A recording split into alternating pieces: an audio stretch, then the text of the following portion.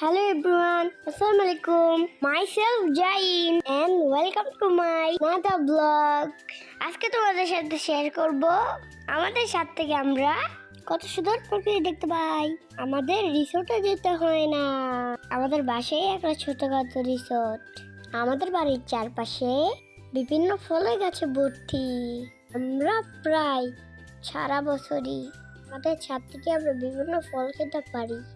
এই যে দেখো, আমি আমার বোন মিলে কত সুন্দর আম পেড়ে খাচ্ছি।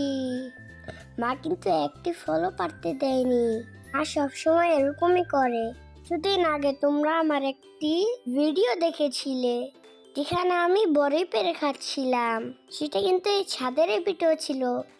আর এই যে দেখো কত সুন্দর করমচা ধরেছে, এগুলো কিন্তু টক খেতে, লবণ মরিচ দিয়ে খেলে কি যে মজা লাগে।